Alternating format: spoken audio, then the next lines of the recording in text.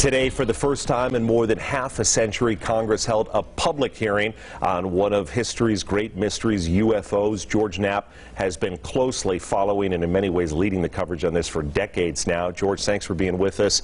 Let's get right into it. The public hearing today, a lot of variety in terms of responses about what possibly has been seen and experienced.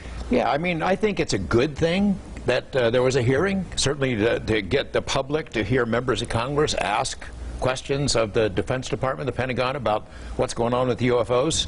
That's all positive. And I was thinking of Harry Reid today, how happy he would be to see this happening, you know, because so much of the work that was done to make this happen today started right here in Las Vegas. I mean, Harry Reid secured $22 million for a UFO study, the biggest study in the history of our government. They created the biggest UFO data warehouse in existence in the world. That work was done right here, and that's why we're having this hearing today.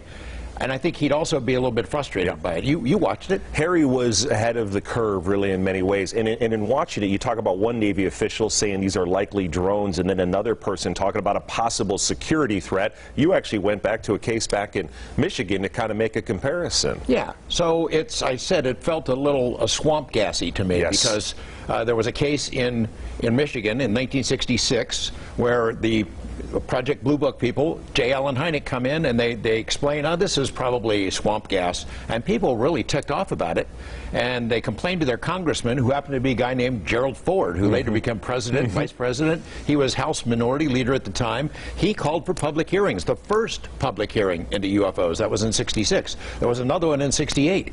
But if Congress doesn't stay on top of this, the Pentagon will make it go away again. A year after that '68 hearing, they canceled Project Blue Book, said, there's nothing to see here, folks, move along, not a threat to national security, and they continually came up with these lame excuses for what UFOs are. We heard more of them today. Drones.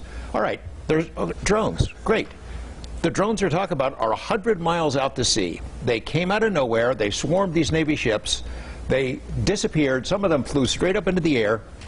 Whose drones are those? That's kind of like a good follow-up question, wouldn't you think? Especially with these UAPs, when you're having whatever it is doing things that are inexplicable, that cannot be logically explained. There's no syllogism to it, and yet just kind of the offhanded, well, those are drones. You're talking about 400 reports now from military personnel of these possible encounters. The other thing I was thinking today, with the technology we have, we're just going to keep getting more reports. People just want to be leveled with. Well, sure. You know, I mean, after today's hearing, and like I said, there's good and bad in that. After today's hearing, they went into a closed-door hearing, a classified hearing. They've been having those for 4 years now behind closed doors, and I think the American public gets tired of it. We keep hearing them talk all day today about transparency. How many times do we hear it? 50? Their idea of transparency and our idea might be a little bit different, and I'd like to see what's going on in those closed-door hearings, because everybody I've seen who comes out of those things is blown away by what they get to see. They got a bit of a look on their face when they leave those. You know, a couple of those congressmen clearly had not done their homework. Yeah. You know, they're saying, well, it must be our technology. The guy said it's not our technology. It's not us, you know. It's not the Russians. It's not the Chinese. We've heard that from the CIA, from the Secretary of Defense, from all kinds of DNI officials. Those aren't ours. They're unknown. We wish we had that technology. The other thing I want to mention, if we have time, is about nukes. Did you hear the comment about nukes? I heard it from you. This congressman from Wisconsin named Gallagher asked really good questions. He said, hey, what about the nukes that disabled the UFOs that came over our nuclear bases and disabled weapons? And the guy looked like he was a deer in the headlights. Yes. They passed it on. Well, we don't have that information within the UAP task force. Well, go get it, you know? Almost shocking to not have that knowledge. A hearing today of great importance, also some level of frustration. We thank you for giving your feedback on all this, the great George Knapp, and we do so appreciate it.